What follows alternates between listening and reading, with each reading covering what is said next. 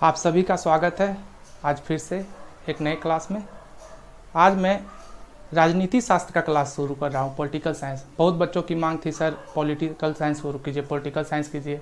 और जैसा आपको पता भी है कि लॉकडाउन भी अब फिर 14 दिन बढ़ा दिया गया, यानी 3 मई से लेकर 17 मई तक फिर से लॉकडाउन में है। इसलिए आप लोग को 14 दिन फिर से टाइम मिला है कि खूब मेहनत कीजिए और घर में रहिए, सुरक्षित रहिए और अच्छे से पढ़िए।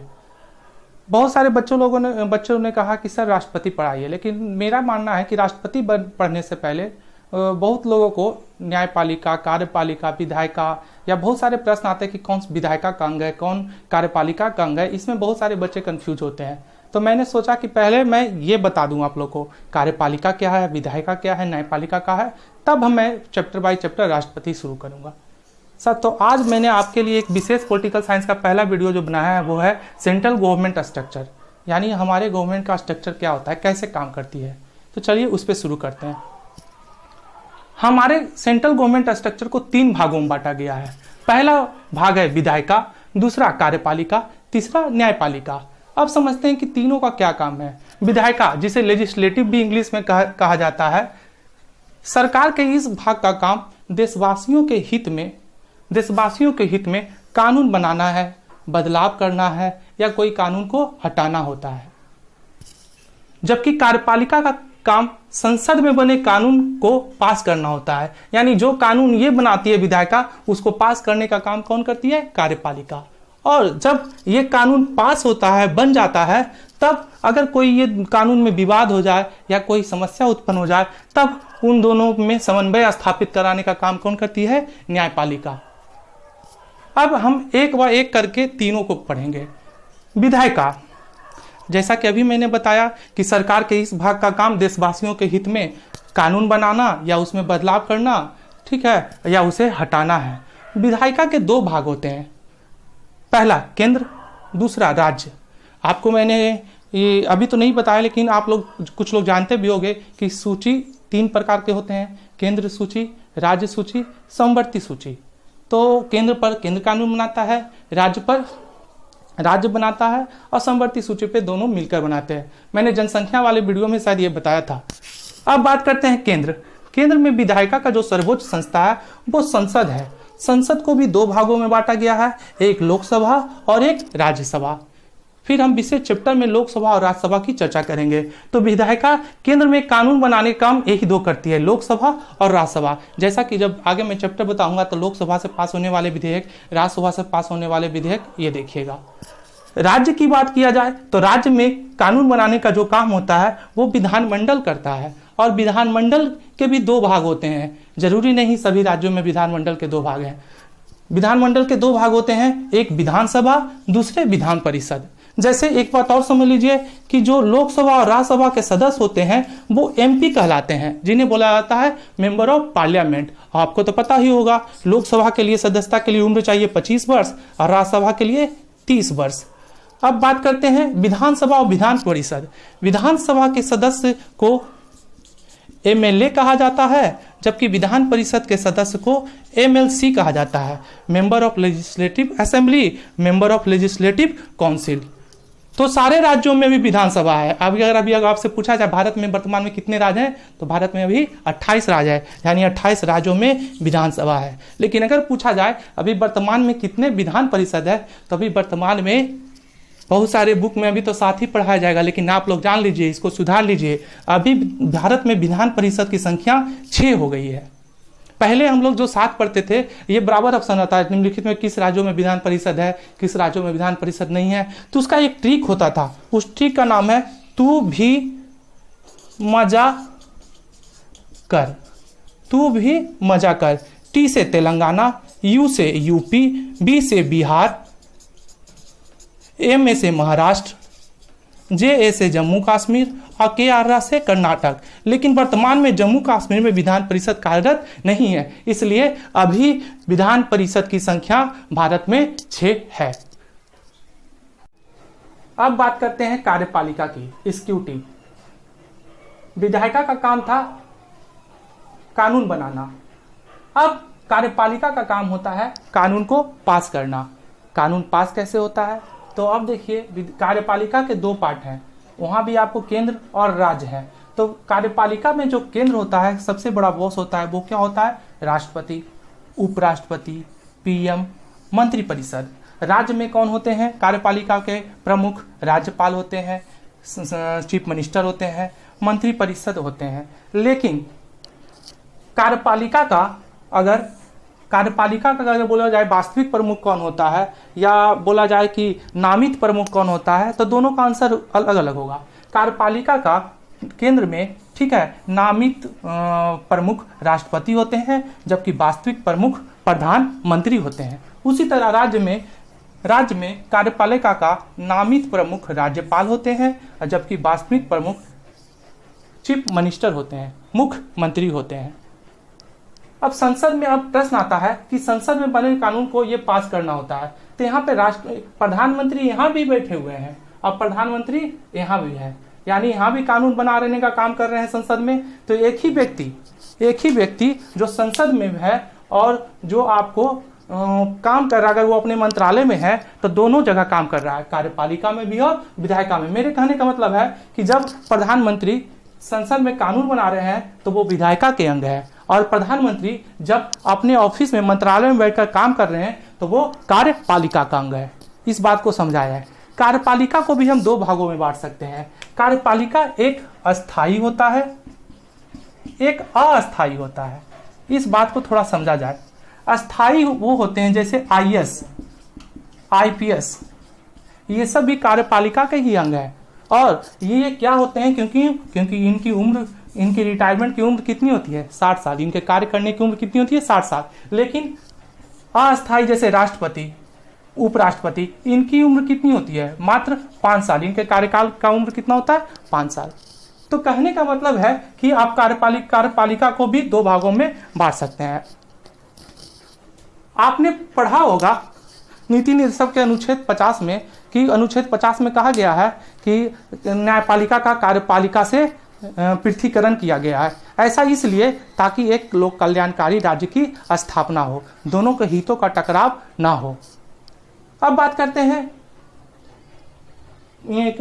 ये मंत्रिपरिषद की। मंत्रिपरिषद में देखा जाए, मंत्रिपरिषद जो होता है, कहा जाता है, देखिए कभी आपको मंत्रिमंडल और मंत्रिपरिषद में बहुत सारा कंफ्यूजन होता है, तो उसको थोड़ा सा एक बार समझ लीजिए।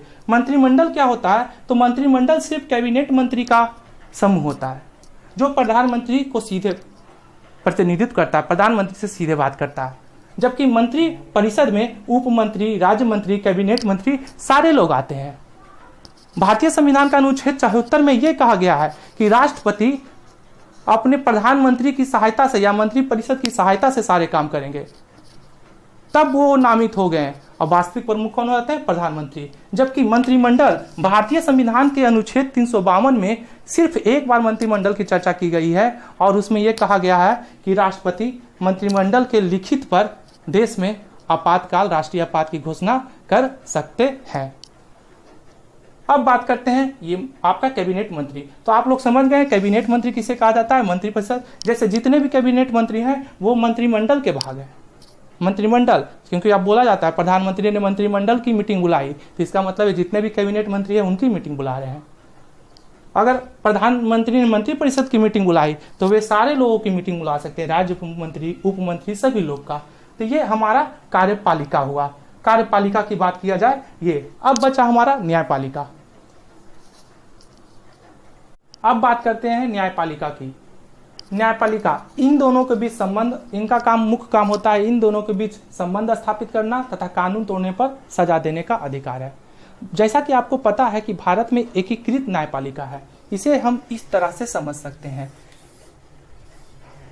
सबसे ऊपर में सुप्रीम कोर्ट, उसके बीच में हाई कोर्ट और सबसे नीचे जिला सत्र न्यायालय, डिस्ट्रिक्ट कोर्ट।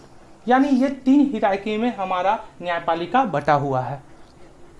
जहां पे आपको प्रश्न यहाँ पे है, अब यहाँ से एक प्रश्न ये भी आता है कि वर्तमान में हाई कोर्ट की संख्या कितनी है। तो बहुत सारे बुक में मैं देख रहा था कि 24 है, लेकिन नहीं, वर्तमान में हाई कोर्ट की संख्या 25 है। 25वां जो हाई कोर्ट है, जो 31 अक्टूबर 2019 से प्रभावी है, वो तेलंगाना है। आपको तो पता ही है 31 अक्टूबर को हम एकता दिवस वल्लभ भाई पटेल के जन्मदिन के रूप में मनाते हैं। और सुप्रीम कोर्ट के अगर जजों की संख्या पूछा जाए तो वर्तमान में सुप्रीम कोर्ट के जजों की संख्या 33 हो गई है। वर्तमान में सुप्रीम कोर्ट के जजों की संख्या 33 हो गई है। तो इस तरह से हमारा ये जो चैप्टर था विधायिका, कार्यपालिका और न्यायपालिका, ये पूरी तरह कंप्लीट हुआ। अगर किन्हीं का कोई प्रश्न हो तो आप हमें कमेंट बॉक्स में लिखकर पूछ सकते हैं। एक बात और कि हमारे लोकतंत्र का 3 स्तंभ माना जाता है, वो तीनों स्तंभ यही है, विधायिका जो कानून बनाने का काम करता है, कार्यपालिका जो कानून पास करने का काम करता है, और ये न्यायपालिका जो कानून तोड़ने पर सजा देने का काम करता है। लेकिन लोकतंत्र का एक चौथा स्तंभ भी है। लोकतंत्र का चौथा स्तंभ जो माना जाता है वो प्रेस को माना जाता है। तो ये हमारा था सेंट्रल गवर्नमेंट स्ट्रक्चर। उम्मीद करता हूँ कि आप लोगों को अच्छे से समझ में आया होगा। अगर ना समझ में आए तो आप मुझे व्हाट्सएप से भी पूछ सकते हैं, कमेंट बॉक्स में कमेंट लिखकर भी पूछ सकते हैं। और मैं नेक्स्ट वीडियो में राष्ट्रपति शुरू करूँगा और उससे संबंधित सारे क्वेश्चन को भी सॉल्व करूँगा। आज मैं आपके लिए एक नया सेगमेंट शुरू कर रहा हूँ। रोज़ मैं अब 10 ऑब्जेक्टिव भी आप लोगों के लिए दूंगा ताकि आप लोग उसे बनाएं और आंसर मैं कमेंट बॉक्स में अपडेट कर दूंगा, और नहीं तो नेक्स्ट वीडियो में भी आंसर बताऊंगा। तो चलिए आप लोग तैयार हो जाइए। मेरा कहना है, आप लोग से गुजारिश है कि जब भी मेरा वीडियो आप लोग देखिए तो एक कॉपी और पेन लेकर बैठिए, ताकि कुछ भी, किन्हीं लोगों को बहुत सारे पॉइंट पता होगा लेकिन कुछ भी लगा कि आज एक पॉइंट से ज़्यादा बता दिए। जैसे वर्तमान में विधान परिषद की संख्या 6 है, ये नया हो सकता है। आपको हाई कोर्ट की संख्या 25 है, ये भी नया हो सकता है। सुप्रीम कोर्ट, क्योंकि आप लोग पुराने एडिशन की किताब पढ़ रहे होंगे तो उसमें पुराना डाटा होगा, आप अप टू डेट नहीं होंगे तब आपको पुराना डाटा ही, लेकिन आप अप टू डेट रहिए। चलिए शुरू करते हैं। पहला प्रश्न आपके लिए, बिहार की किस महिला को मशरूम महिला के नाम से जाना जाता है? बिहार के किस महिला को मशरूम महिला के नाम से जाना जाता है? दूसरा प्रश्न, लॉकडाउन की शुरुआत करने वाला भारत का पहला राज्य कौन है? लॉकडाउन की शुरुआत करने वाला भारत का पहला राज्य कौन है? तीसरा प्रश्न, किस अनुच्छेद के तहत सुप्रीम कोर्ट एवं हाई कोर्ट एक अभिलेख न्यायालय है?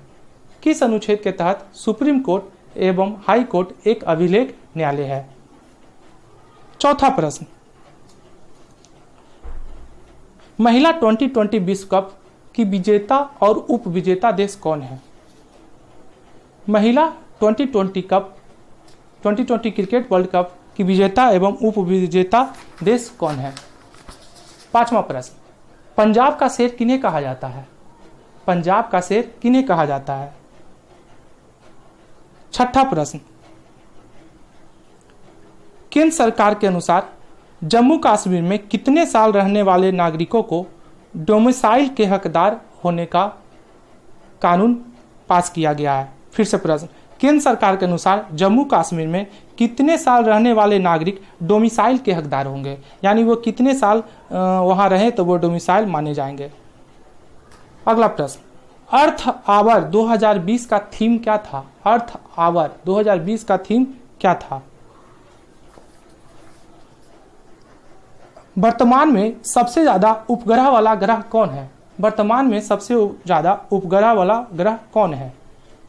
नेक्स्ट प्रश्न, वर्तमान में मिनी रत्न एवं महारत्न कंपनियों की संख्या कितनी है? वर्तमान में वर्तमान में महारत्न एवं नवरत्न कंपनियों की संख्या कितनी है? महारत्न एवं नवरत्न कंपनियों की संख्या कितनी है? और आपके लिए लास्ट प्रश्न, उम्मीद करता हूं कि आप सभी लोग इसका आंसर करेंगे। वर्तमान में रेलवे जोन की संख्या कितनी है? वर्तमान में रेलवे जोन की संख्या कितनी है? आप हमें कमेंट करके ये जरूर बताएं कि आपको वीडियो कैसा लगा, और जो भी प्रॉब्लम हो जरूर पूछें। अब तो 17 मई तक लॉकडाउन बढ़ गया है, तो मैं उम्मीद करूंगा कि जब तक मुझे फुर्सत मिलेगी तब तक मैं आपके लिए अच्छे अच्छे वीडियो बनाता रहूँगा। कृपया करके इस वीडियो को लाइक करें और शेयर करें और मेरे प्रश्न का जवाब जरूर दें। इसलिए आप पूरे तरीके से सुरक्षित रहें, स्वस्थ रहें और अपने घरों में रहें। धन्यवाद।